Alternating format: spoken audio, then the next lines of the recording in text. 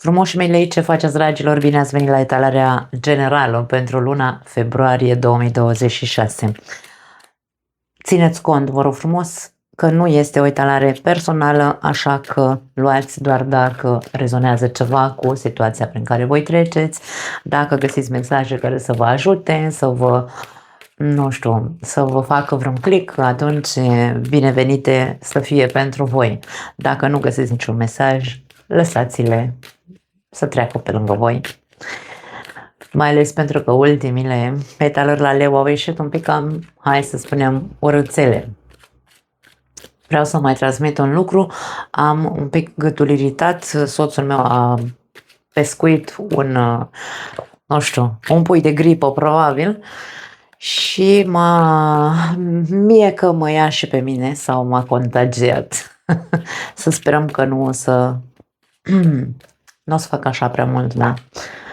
Să sperăm. Încerc să vorbesc mai încet, mai jos, că eu am așa mulți decibeli. Facem crucea celtică. Mi-a fost foarte dor să fac acest tip de etalare, așa că așezăm cărțile pe poziție și, bineînțeles, provocarea, surpriza lunii și concluzia acestei etalări. Energia ta în această lună este 8 de bâte. 8-ul de bâte este o energie extrem de pozitivă. Ne arată faptul că ești deschis la conversații, ești deschis să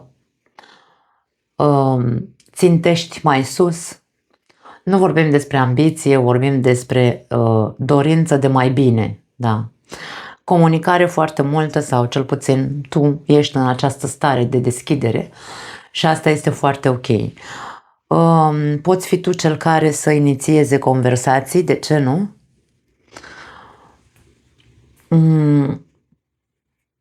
Scopul acestor conversații nu știm care este deocamdată, vedem doar deschiderea ta, doar faptul că poate ești mai îndrăzneț, mai optimist și mai deschis față de cum erai în ultimile luni. Hai să vedem situația în luna februarie. Wow, soarele, frumos!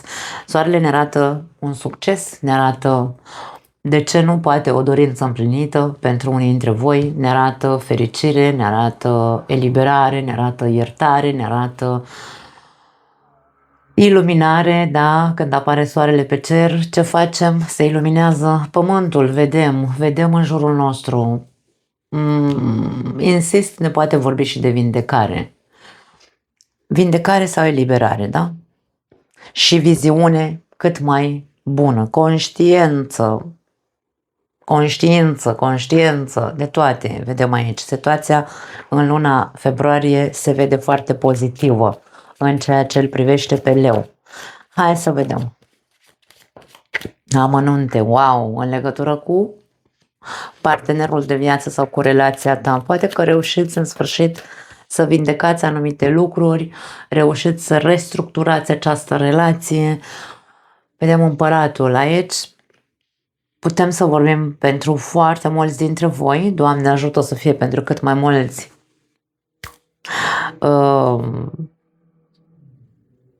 dintre cei care urmăresc acest canal, bineînțeles.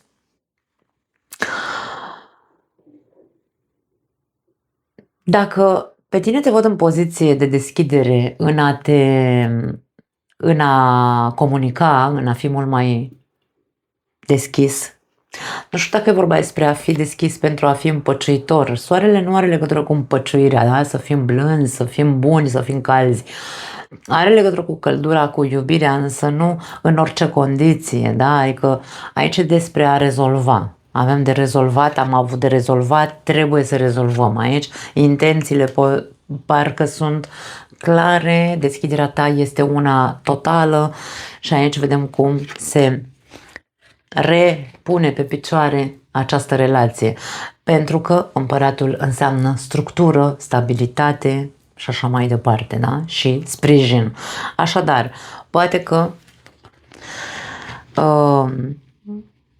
pentru unii dintre voi putem să vorbim despre această parte emoțională sau în relații. Pentru cei singuri, probabil că putem să vorbim despre conversații pe care le-ai avut cu cineva la distanță sau, de ce nu, poate cunoașteți sau veți cunoaște pe cineva în luna februarie prin intermediul rețelelor sociale, pentru că aici vorbim despre internet, da, cu optul de bâte. Și culmea culmilor este că este cumva, hai să spunem, imaginea unui suflet pereche sau cel puțin o persoană cu care coincizi în foarte multe aspecte. Sunteți nu neapărat foarte asemănători sau, mă rog, identici, însă, da, aveți foarte multe lucruri în comun. Așadar, vorbim despre poate o surpriză pentru unii dintre voi, da, în care o să ziceți, nu mi-aș fi imaginat vreodată să găsesc pe internet, da, prin rețelele de socializare, o persoană care într-adevăr cu care să rezonez într-adevăr atât de bine. Din punct de vedere financiar, ar putea să fie pentru unii dintre voi un nou contract, o nouă colaborare, de ce nu, ceva pe cont propriu pentru alții dintre voi. Vorbim despre contracte cu statul, poate că în sfârșit se împlinește, primiți vestea acum, deschideți-vă, căutați în e-mail-uri, că poate nu ați căutat în ultima perioadă și nu ați avut notificările activate, pentru că aici e de bine, e de succes, e de durată, e de ceva solid. Da? Așadar, pare că totul merge către sau spre bine în ceea ce privește majoritatea leilor. Doamne ajută! În mintea ta, unii dintre voi aveți încă, hai să spunem, sunteți încă într-o cântăreală sau sunteți în dubii sau, nu știu, mai aveți voi acolo niște incertitudini, e posibil. În același timp poate să fie, da, în funcție de ce iese acum, doiul de monede poate să ne arate că din punct de vedere mental unii dintre voi sunteți foarte echilibrați, știți foarte bine ce vreți, unde vreți să ajungeți, însă alții dintre voi posibil să fiți un pic neclar sau nehotărâți. Avem 9 de cupe, pare că e totul în regulă și tu ești, hai să spunem, centrat și hotărât. Nu cred că e vorba de ceva negativ aici. Și justiția, wow.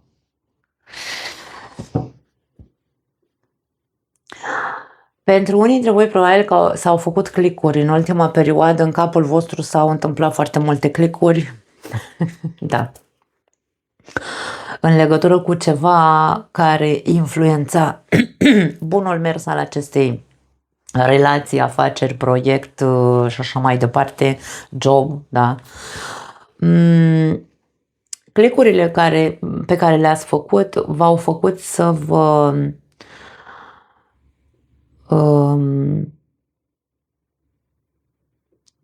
centrați pe a fi sinceri cu voi înșivă. În ce sens? În capul nostru nu se întâmplă clicuri, dragii mei, până când nu există un dezechilibru în viața noastră. Când în sfârșit acceptăm, ok, în viața mea se întâmplă lucrurile astea acum, în momentul ăsta, și începem să acceptăm că se întâmplă lucruri, acceptăm ce tip de lucruri se întâmplă și începem să investigăm. Dar nu mergem să investigăm în exteriorul nostru ca și cum să văd de ce nu merge relația mea, pentru că, nu știu, e ca și cum pe mine nu mă bag în ecuație, da? Îl bag doar pe celălalt, din cauza lui nu merge relația, da? Eu vorbesc despre mine, da? Nu, mă întorc și spun, ok, stai puțin, într-o relație suntem noi, de ce nu merge relația noastră? Că nu e doar relația mea sau relația lui, e relația noastră.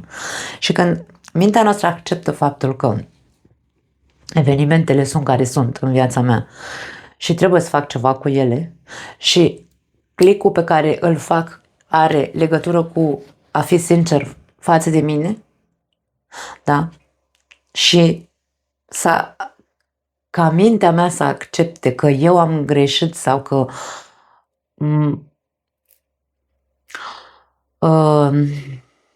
nu că am greșit neapărat față de celălalt, ci am greșit în felul în care vedeam lucrurile, în felul în care înțelegeam evenimentele care se întâmplă în viața mea. Atunci se fac clicurile și atunci încep să mă echilibrez și atunci rămân în adevăr, dar acel adevăr echilibrat, nu acel adevăr egoic, doar eu am dreptate, doar ca mine trebuie să fie, da? Deci aici vorbim despre multe clicuri care probabil în capul multor lei s-au întâmplat și aici vedem rezultatele. Totul este, sau tot ceea ce vei spune, vei comunica în această perioadă este pentru a vindeca, este pentru a repara, este pentru a vă elibera de tot ce trebuia de fapt eliberat de mult și pentru că acum înțelegeți ce înseamnă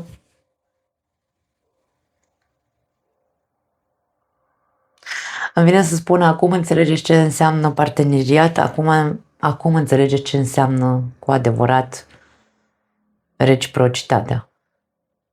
Sau poate, de ce nu, empatia. Vorbim despre multă înțelepciune. Pentru mulți dintre voi, multă înțelepciune și sinceritate. În subconștient, nebunul, foarte mult chef ai avut să se întâmple ceva nou. Sau poate de foarte mult timp aștepți să se întâmple ceva nou, să se rate o nouă cale. Ok. As de monede și cavaler de spade.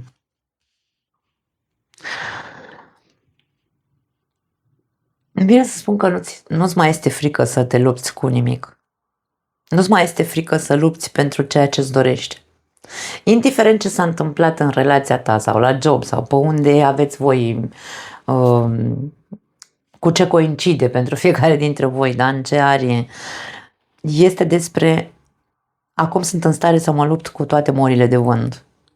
Acum că m-am vindecat, acum că am reușit să văd, acum că mi-au făcut multe clicuri în cap în ultima perioadă, acum pot să înfrunt absolut orice îmi pune în pericol sau îmi riscă, sau mă rog, îmi pune în pericol sau orice risc, orice chestie care poate veni în viața mea, orice persoană care se bagă, orice persoană care mă atacă, orice persoană care îmi atacă siguranța, stabilitatea, proiectul, am curaj să-l înfrunt.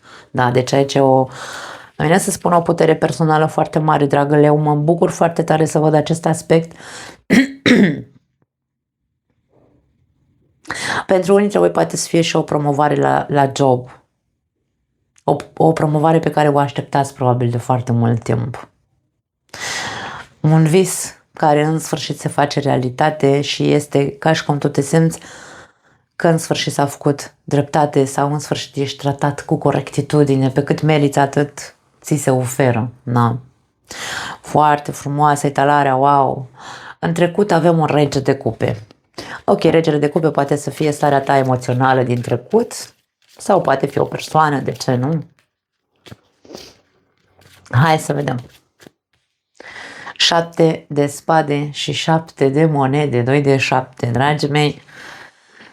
Poate că ultimile luni, dacă tot am zis că s-au făcut atâtea clicuri în capul tău, ceea ce ai înțeles este că nu poți să mai ai.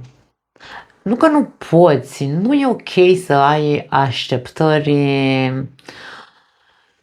de la cel ce nu poate mai mult. Regele de cupe este o energie care, dacă o transformăm într-o persoană, să spunem așa, dacă vrem să descriem o persoană, este o persoană bună. Este o persoană bună, blândă, însă destul de visătoare, destul de idealistă, destul de, nu știu, așa un pic genul de persoană pâinea lui Dumnezeu, dar nu are, hai să zicem, nu știu, un zvâc, un ceva ce pe leu îl atrage, da? Leul are nevoie și el de incitare, că de-aia este o zodie de foc. Zodiile de foc, în general, se plictisesc foarte repede. Însă, Aici avem ca și cum tu știi foarte bine sau ai învățat în ultima perioadă că ai învățat, nu știu dacă să-l iubești, să iubești această persoană așa cum este ea, fără să mai ai niciun fel de așteptare. Cel puțin ai înțeles că nu trebuie să mai ai așteptări cu care îmi vine să zic să te păcălești singur. Da? Sau care să-ți autosaboteze viața personală. Asta simt să transmit. Poate că unii dintre voi ați tot așteptat de la această persoană să vină să vă, nu știu, să vă ceară scuze în cazul în care v-ați simțit trădat la un moment dat de această persoană, ați tot așteptat să recunoască ce ascunde, să recunoască că a făcut rău, să, nu știu, dar nu cred că a venit. Nu cred că a venit acea scuză. Îmi cer scuze, dragii mei. Na, sper să mă țină starea bună până termin toate zodiile, ca să nu vă las așa, să nu las alte zodii fără etalare.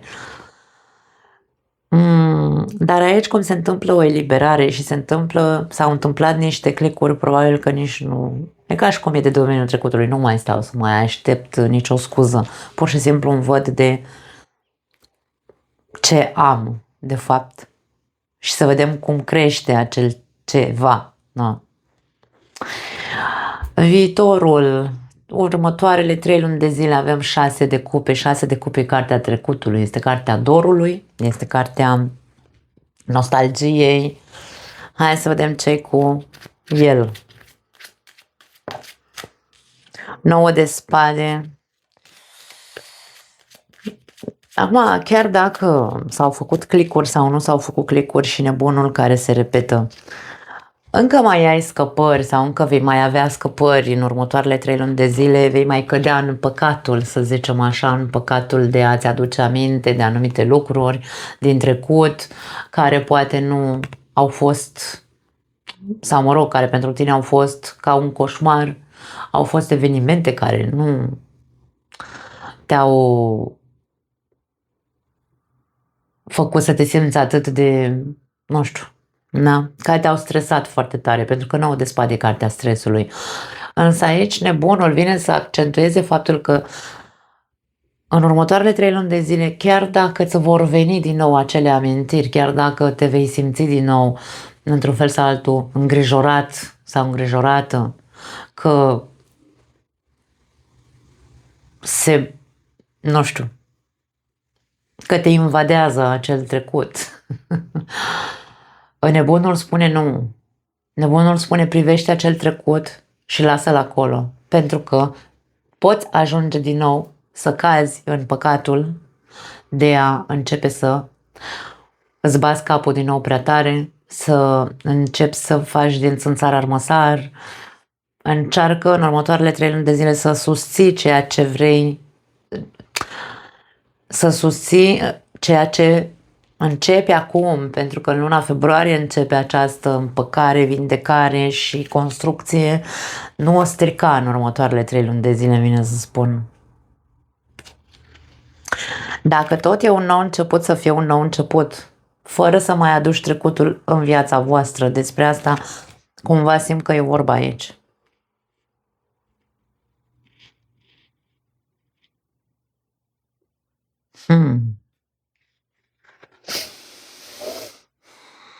Provocarea, justiția. Provocarea este să fii sincer în totalitate, până în modul oaselor, atât cu tine cât și cu ceilalți. Și să accepti. Vezi tu, justiția înseamnă și acceptare. Acceptarea unui adevăr, acceptarea unei situații care poate de foarte multe ori nu ne convine. Justiția înseamnă și divorț, separare. Poate să existe o altă variantă aici cu atât de multe cărți pozitive care să ne spună în sfârșit mă eliberez de acea tiranie sau acel tiran pe care eu l-am considerat că este sufletul meu pereche. Poate să fie această combinație inclusiv atât de pozitiv cum arată, știm că fiecare carte are și o parte negativă. Poate unii dintre voi ați trăit alături de o persoană pe care doar voi o considerați sufletul vostru pereche și doar voi puneați suflet și iubeați, sau mă rog, viceversa, și cealaltă persoană se satură și în sfârșit divorțează de voi, da? Sau voi hotărâți să ieșiți din acea relație. Și aici e vorba despre independență. Aici ești cei care sunteți sau luați hotărârea să vă eliberați de această persoană, să divorțați, este pentru că vă alegeți pe voi. Aici e vorba despre o alegere. Pe cine aleg? Mă aleg pe mine, bunăstarea mea emoțională. Nu mai stau să mai accept pentru că nu-i corect față de mine să stau lângă o persoană pe care doar eu o consider sufletul meu pereche și ea nu mă consideră pe mine. Da. Așa că aici e despre, probabil, această categorie de lei. Posibil ca în următoarele 3 luni de zile, de fapt, această combinație să ne arate că, indiferent că este un nou început pentru tine, nu va fi un nou început ușor. Pentru că mintea noastră lucrează, mintea noastră ne duce mereu în trecut, câteodată putem să avem regrete în care să spunem mai bine cu rău decât fără rău, însă nu cred că e despre asta. Aici este despre provocarea este să susții ceea ce tu, la nivel mental, știi că este adevărat. Dacă tu știi că doar tu ai pus suflet în relația asta, dacă știi că doar tu ai fost implicat în totalitate, cealaltă persoană nu te-a tratat cum ai fi meritat să fii tratat, atunci susține, pentru că de-aia este o provocare pentru tine să susții această corectitudine și adevăr față de tine. Wow, avem 9 de monede, dar aici independența, e ca și cum ești provocat să susții și să accepti pentru cei cu divorțul, să accepti că ceea ce faci sau decizia pe care ai luat-o să te alegi pe tine pentru că meriți mai mult, vrea să încerce să te facă, provocarea încearcă să te facă să rămâi pe acea poziție de respect față de tine până la capăt. Hai să mai vedem o carte foarte tare, talarea voastră, wow! Și 3-ul de bâte și să te centrezi în momentul în care tu te pierzi pentru că începi să ai dubii în următoarele luni, oi fi făcut bine, nu oi fi făcut bine, să mă despart, să nu știu ce. În acest timp probabil că nu te vei simți foarte confortabil sau comod cu tine, te vei simți vinovat că vezi, Doamne, ai luat această hotărâre. Însă aici se accentuează această sinceritate și respect de sine. Cu ce? Cu viziunea panoramică. 3-ul de bâte este cartea vizionarului, celui care vede povestea din exterior. Observatorul, dacă vrei. E foarte greu să ieși din poveste, înțeleg. Însă dacă privești din exterior relația ta așa cum a fost, și ca și cum nu ar fi a ta, ca și cum ar fi a unui prieten al tău, încearcă să vezi amplu, da? Cum a fost relația ta. Și atunci vei vedea cu siguranță că vei accepta provocarea să rămâi în continuare pe drumul tău. Când știm ce vrem pentru noi, nimic nu ne stă în cale. Nici măcar acele căderi în păcat, cum am zis mai devreme, de gânduri negre, ca și cum, aoleu, oi fi făcut bine, nu oi fi făcut bine. Dacă te-ai ascultat cu adevărat și ai fi foarte sincer cu tine, tu știi foarte bine că decizia este corectă. Eu aici nu văd nazuri, nu văd niciun fel de mofturi ca să zici că vezi, Doamne, v-ați despărțit sau vreți să vă despărțiți, îmi cer scuze, vreți să vă despărțiți de persoana asta din cauza că sunteți mofturos și v-ați plictisit și nu mai vreți cu ea, nu. Aici s-au întâmplat lucruri între voi, aici a existat trădare care probabil a fost făcută pe ascuns și aici vorbim despre faptul că nu exista o investiție din partea acestei persoane. Această persoană era prezentă în relație, însă nu era 100%. Umbla cu mișmașuri, dacă vrei, da? Umbla cu cioara vopsită, cumva. Și de aia spun că nu e că, vezi, Doamne, nu s-a întâmplat nimic. Aici s-au întâmplat lucruri. Când ne simțim trădați, ne putem simți trădați sau putem fi trădați în diferite forme, nu neapărat doar să aibă celălalt o aventură, putem să simțim trădare și dacă persoana respectivă nu e lângă noi și nu ne sprijină în momentele cele mai dure prin care trecem, da? Pentru ceilalți, cei care nu aveți legătură cu divorțul, dragii mei, aici vorbim despre provocarea pentru voi este să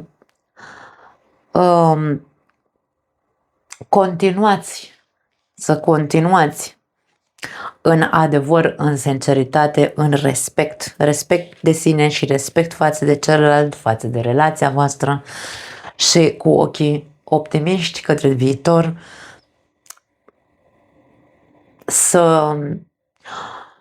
Hai să zicem, să faceți planuri de viitor sau pe termen lung, mai bine spus, faceți planuri împreună pe termen lung. Însă planuri serioase, da, aici. Acte, documente în cazul în care nu sunteți căsătoriți, cei singuri, dragii mei, această persoană poate fi persoana cu care voi să vă căsătoriți. Bineînțeles că nu se întâmplă totul de pe o zi pe alta sau de pe azi pe mâine, însă putem să spunem că această persoană este persoana cu care tu poți să ai o căsnicie pe viitor. No. Surpriza. Pajul de bâte. Ok, hai să vedem. Ups. As de cupe.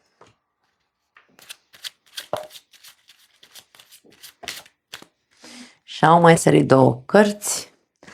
Regina de cupe și rege de monede. Ok.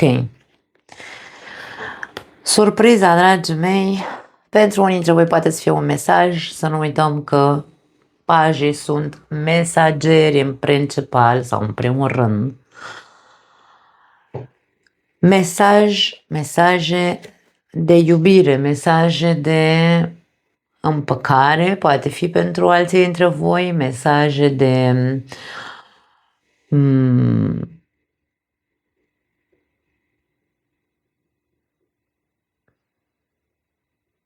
poate fi terapie pentru alții dintre voi, o invitație la terapie.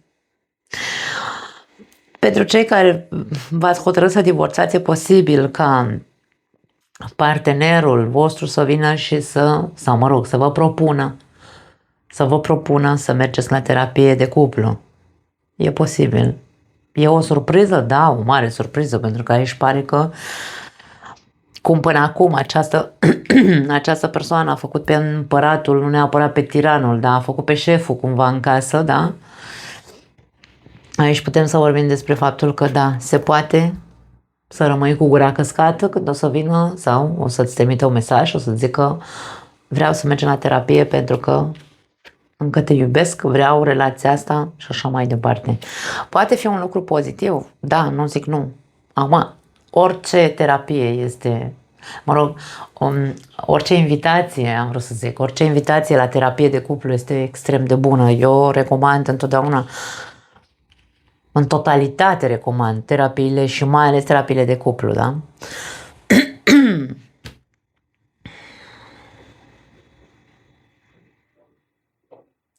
Poate fi o nouă dorință, o nouă, pajul de bâte înseamnă vitalitate, curiozitate, experiment, da?